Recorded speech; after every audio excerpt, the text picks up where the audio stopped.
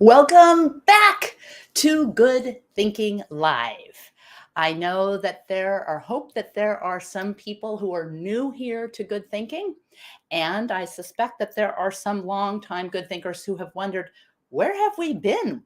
We usually show up every Monday morning, 9 a.m. Pacific time here on the West Coast. What does that make it? 5 right now with daylight savings and all that makes it 5 p.m. Greenwich Mean Time.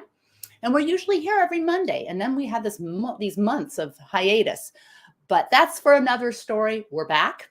And that's good because you are all invited to share, please, who you are and where you're from. We're streaming live to LinkedIn Live and to YouTube Live. So you can check in and show up to join the show from any of those two platforms.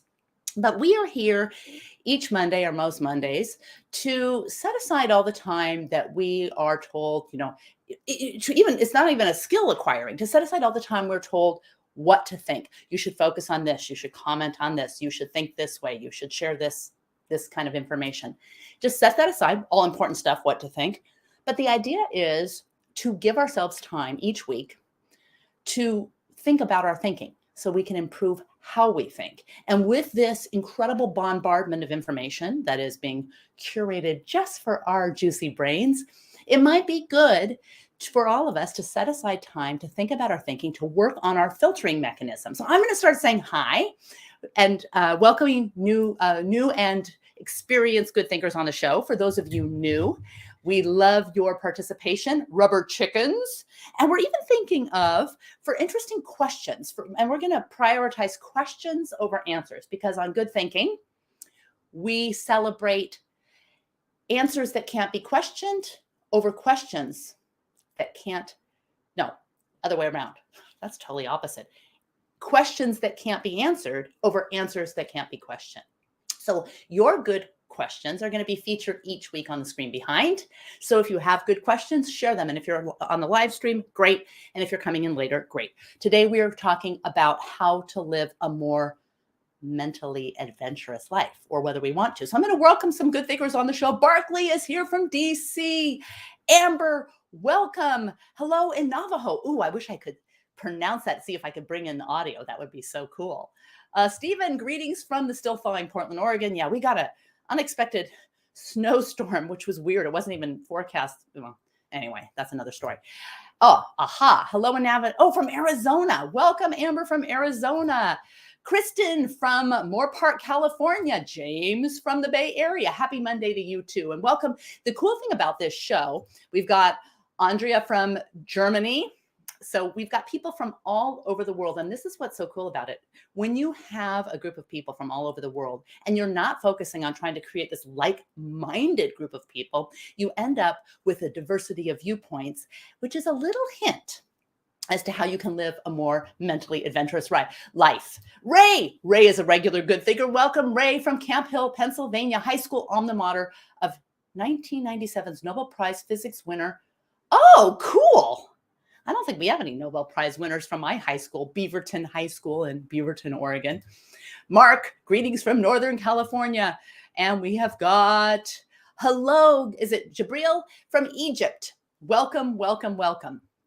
I am so glad that you are all here. Keep them coming. Keep your comments coming. We're going to get started with our first question. We always start good thinking with a question. And here it is. What does an adventurous life look like? When you think of an adventurous life, what words or comments or adjectives or whatever come to mind? Just put it in the chat. Put it in the chat. What does an adventurous life look like? And you think, that's kind of whatever. I'm not going to answer it because this is going to be fun. The more you participate, the more chances you have of winning a rubber chicken. That was upside down, which you think to yourself, who cares about a rubber chicken? Well, we all care about rubber chickens. So bring in your comments. And we have, okay, let me see. Oh, welcome, Karthi Swaran from Madurai. This is fantastic. I'm probably apologize. Sometimes it's streaming fast and I can't get to everyone, but it's not because I'm ignoring you. It's just because the stream is faster. All right. So Ray is saying, trying new and challenging, scary things. Ooh, I like that. Trying new and challenging and scary things. How many of you agree with Ray? I think that's definitely one of the definite definitions that I think of anyway. Hi, Harry from London. Welcome. All right. So trying new and scary things. What words would you use to describe? So when maybe someone is willing to expose themselves to unknown dangers. Yes, no, is that an adventurous life? Someone's willing to take risk, to deal with the new and unknown. Explorers. Okay, so we've got Andrea says curiosity, freedom, connection. Ooh, love it. Love curiosity, freedom, connection. Fearless.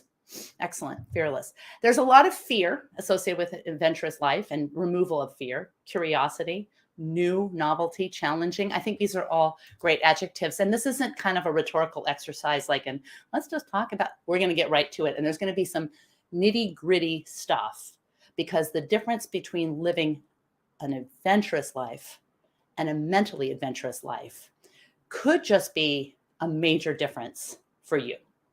All right. So here's the next question.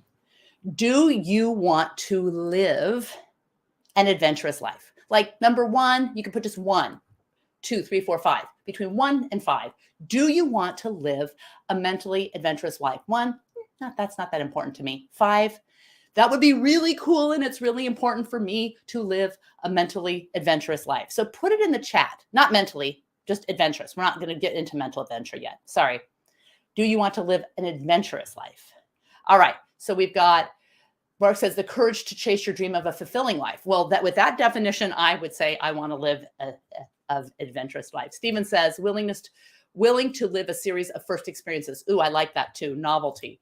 Hi, Akil. Hello from Abu Dhabi. Nice. Welcome. Hi, Erkan from Istanbul. Welcome. Let's see. Mark, writing your book, putting yourself out there. That is an example. Yeah, putting yourself out there. Okay, so Andrea says 5. Andrea says, I want to live an adventurous life. That's really important to me. Christine says 4. Mark says 5. Viraj says 5. Emily says 5. Michelle says 4. Ray says 5. Disa says 5. Oh, Christopher, 3. Good. Maybe there's more, I get it. James Beckner says 4. Patricia says 5. 4. Barkley says 4. Akil says 5. Ooh, I love it. Someone different. Greg says it's not that important that I live an adventurous life. Okay, I love it. Stephen says 4. Abdul. Let's see. Amber. Michelle says, I guess only 4 because I'm not sure I can always pay the price. Oh, okay. I'm really glad you said that. Pay the price. I'm going to give a rubber chicken for all of you who participated, but I do think that there is a price for paying an adventure, for living an adventurous life. We've got 3. All right. So I think there is a price. I'm going to take this banner off so we have room for the comments, because the comments are going to become very, very, very important.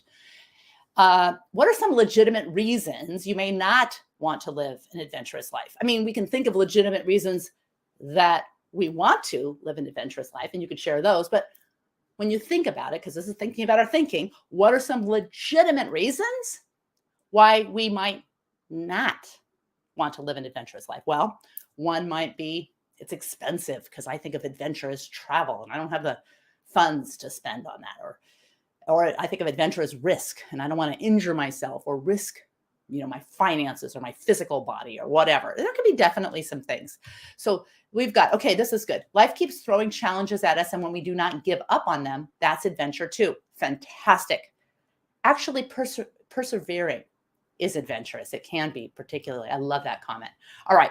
So now I've got a question for you. Okay. So Michelle says, I don't want to give up safety. That's a legitimate reason, because there is a risk. And with risk, there is giving up some amount of safety.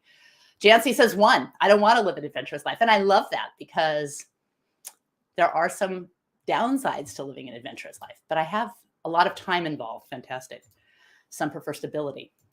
All right. So here's my first question to you to see, because we like to put out research information and see if you can guess the answers or different things. So in 1914, explorer Ernest Shackleton took out an ad in a London newspaper. And here's what it read. Ready? Men wanted for hazardous journey. Small wages, bitter cold, months of darkness, constant journey, safe return, doubtful.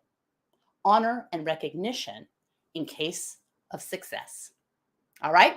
So that's the ad. He takes out this ad, 1914. So remember, there's people, and you don't think of numbers like social media, millions and millions. But he takes out this ad in the local London newspaper. How many people responded? And the winner will get all the rubber chickens. So how many people responded to Ernest Shackleton's 1914 call to adventure, where he said, safe return doubtful, honor and recognition in case of success? All right, we're going to bring in your comments while I give you a chance to answer. All right, economic challenges, emotional fear of exposure. Oh, that's huge too. Ray says an adventure life might kill you, which would be bad for those depending on your income and support. Legitimate, but I'm going to keep the comments coming while you're thinking of how many people responded to good old Ernie Shackleton's call to adventure. Limitations. I genuinely enjoy stability. There's nothing wrong with that. I love it. Changing my coffee mug can bring analysis paralysis.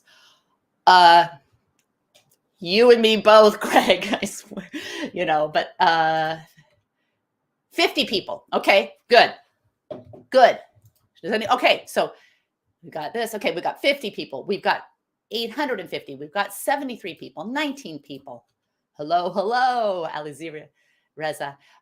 We've got 18,000 people. Okay, 1,000 of men. Perfect. 120, 150, 23,000, 50. I'll go pessimistic and say 0. All right. So we've got answers all over the board. Well, it turns out legend has it, and is it exact? No, but legend has it that 5,000 people, men, because it was a call for men, responded. All right. And Barclay says, it depends on if it required a cover letter. Okay. Always, Barclay, you're hilarious. Okay. So we're now in agreement on what makes adventure. And we know that there are lots of people who would trade honor and recognition, who trade the likelihood of safety, rather, and exchange that for potential honor and recognition. Lots of people. Maybe not me, maybe not you, but lots of people. And that's the point with good thinking. Not everyone thinks the same way we do, even when it seems like we do. So now we are in agreement kind of on what makes an adventurous life, but what about a mentally adventurous life? What does it mean to live a mentally adventurous life? Is it the same? Can you live, who was it, Mark, that said about the coffee? Can you live a mentally adventurous life? Jancy, who said 1, some of these people said 1, some people said 5. Can you live a mentally adventurous life without physically venturing anywhere? What do you think?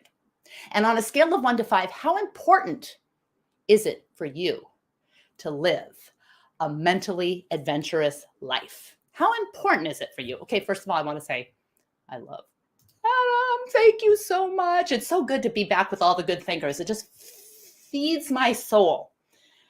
And I'll share with you what's taken away. We'll talk about that another time, but we're back. So it's important. So Patricia says reading books. I love it. Reading books. I guess that's even easier. 5. How important is it? 5. Aha, you can live a mentally adventurous life. Mentally nurturing every day. Asking, why is my favorite question? Aha. Why is your favorite question? I love it. Aha. We've got 5. Question may be more, how difficult do I think it would be? Okay, remember, that's a good question. That Christine's question might just go up on the board. We've got a lot. Collect and gather your surroundings. We're going to talk about how to live a mentally adventurous life. And I don't think it's going to be the run-of-the-mill stuff that we talk about all the time. Oh, the thing about good thinking that we try to bring in different ways of thinking so that we can live a mentally adventurous life. I think it's super important to live a mentally adventurous life, but I also think the risk is far greater than we might realize. So reading books about stuff you know nothing about and are still curious about, my favorite. So my favorite genre of books are historical fiction. I know that there's this whole thing, and particularly on LinkedIn, reading nonfiction and business books and biographies and how to get ahead and da-da-da-da, fine, great, whatever. But I love a historical fiction. I can just lose myself and just not have the history jammed down my throat. The 5 Whys, Okay, we've got 5, 5. So it seems like most of us want to live a mentally adventurous life. But what does it mean to live a mentally adventurous life? I mean, we say we read books, but what does it mean in our brains that we're living a mentally, not how to do it, which we're going to get into different ways, but what does it feel like to be, how do you know if you're living a mentally adventurous life? Like, would other people call you mentally adventurous? Or do you have to be like posting on social media that you're doing amazing things or thinking amazing thoughts? How do you know, just to yourself, without looking at other people, without social proof, how do you know if you're living a mentally adventurous life?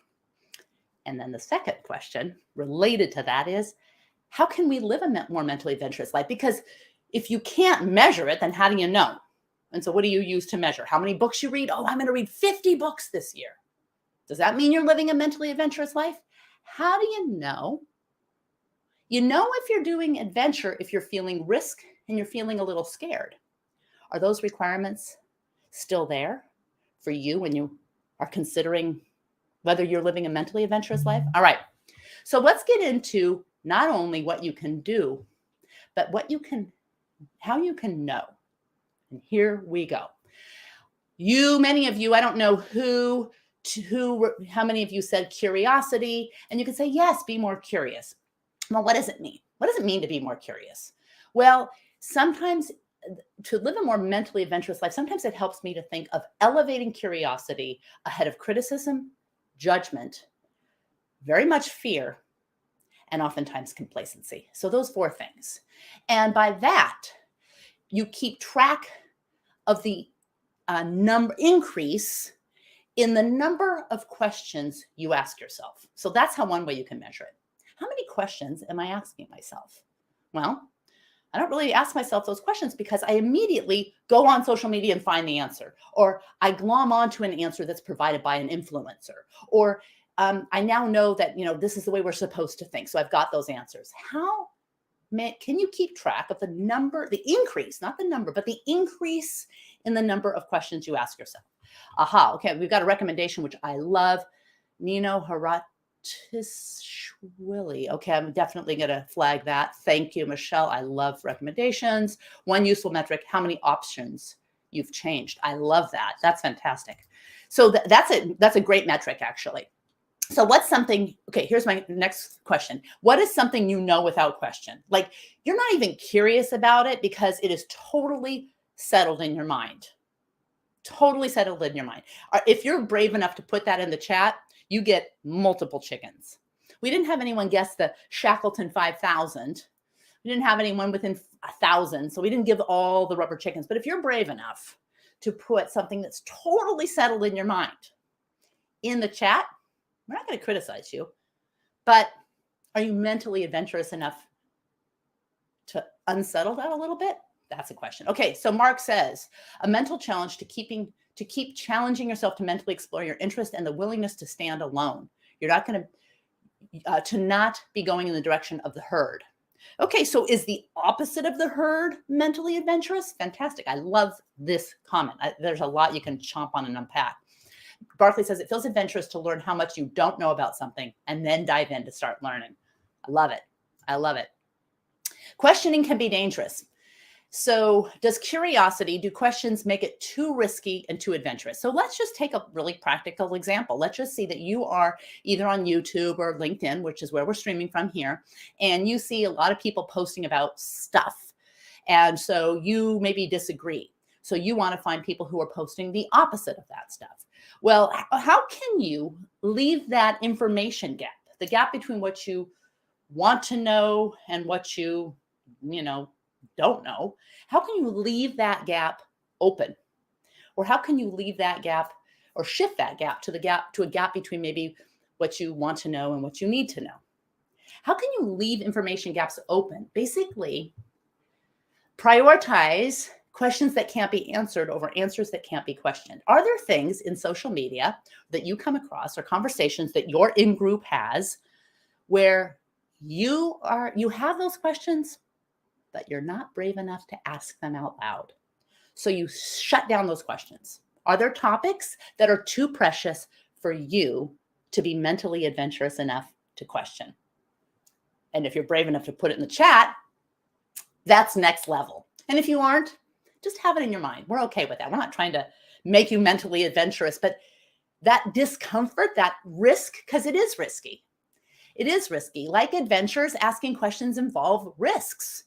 Questions place the questioner at risk. There's a risk of being thought foolish. You ask a dumb question. Questioning something that your identity group thinks is obvious can kick you out of your identity group. It could be religion. It could be your social identity, your gender identity, any of the identities, your racial identity, your ethnic identity, your national identity. Questioning any of those things maybe put you in a group that you maybe don't want to join. It may leave you, who said it was all alone. You could be all alone. There's a risk of alienating yourself. You could ask a question that other people deem improper or immoral or offensive, and you're just asking out of curiosity. That's dangerous. There's also a psychological risk involved in questioning, particularly when asking the big questions of life. And one never knows whether the question can in fact be answered. So you ask a question that can't be answered, and people prioritize answers that can't be questioned, so you're kind of left out there. Okay, so let's just see what we've got. We can allow yourself to be different and execute your instincts. Fantastic. Adam says, how often do you feel or experience imposter syndrome? I had a moment that cured me of imposter syndrome. It's a funny moment that I won't digress, but it's not that I ever had it really, really strong, but it's there in all of us. Michelle says, all the time, reading about the status of political correctness that I sometimes just don't get. But if you ask, and it could be maybe the opposite of that, you also don't get. That's the thing.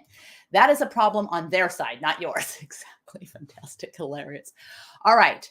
So the most adventurous questions of all are questions concerning origins or meaning of life. And often when we ask these questions, we're immediately shut down. We shut down curiosity by grabbing at an answer. So this question cannot be answered, so we answer it anyway, and we shut that question down. Your mental adventure can be as simple as leaving that gap open, allowing questions that can't be answered to sit there unanswered and stew and think and live in that curiosity, that pool, that beautiful crystal pool of curiosity and uncertainty. Just by yourself, just for a moment, give yourself a little bit of time to relish that, to love that uncertainty. You might not be brave enough, and nor do you have to post it on social media and start engaging and this side or that side, but just allow yourself. And if you can, take that mental adventure to someone else who's mentally adventurous, and you can turn that mental adventure into an adventure, or bring more people into mental adventuring. That can be wonderful too.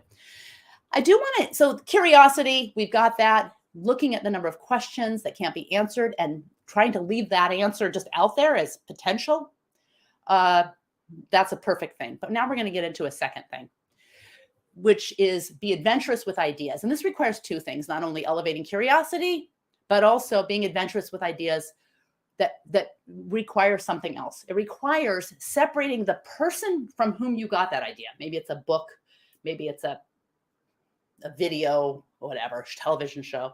Separating the person from where that idea came from the idea itself. So you can actually look at the idea without the tarnish of all the stuff that comes with the idea. Can this idea be something, if it wasn't embraced by people who are gross or people who are dangerous or people who didn't know what they were talking about? Just separating the person or the where the idea came from the idea itself.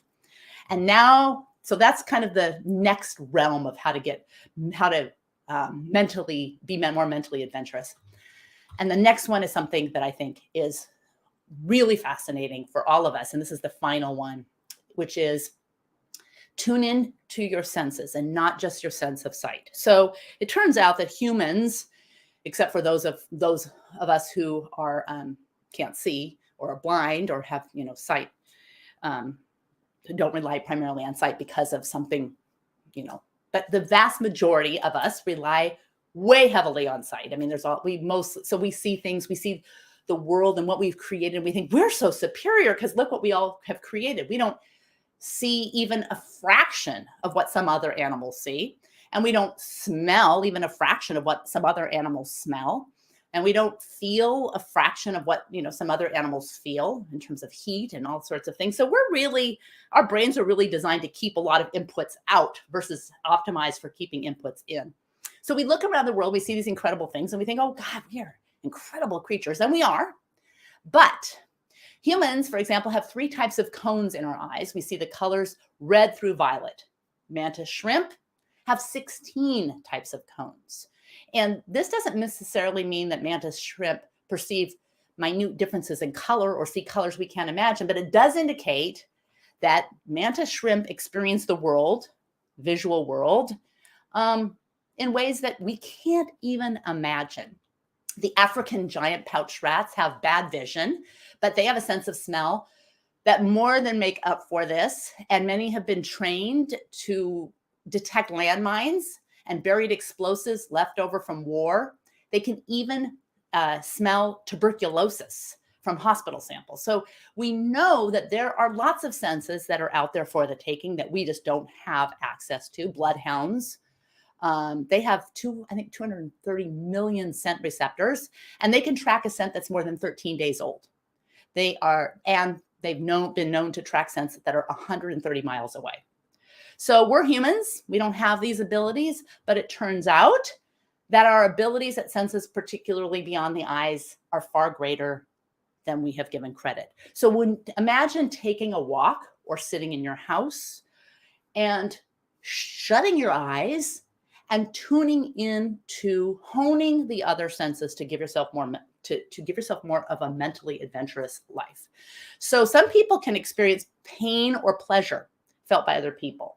We talk about empathy. This is not that. This is actually neurological. Like there are some people that have this, it's called mirror touch sensation. So some people with super perception, their experience directly mirrors that of others. So if someone touches the left side of someone's face, those people would feel it on the mirror side. So they would feel the person seeing it or watching it, usually through the eyes, would experience and feel the right side of their face. And then some people have it where it's like not a mirror, it's direct. So left side, I touch my face and you feel it on your left side. There are people like that. There are even people who are super recognizers, which I think is fascinating. How many people have heard of super recognizers?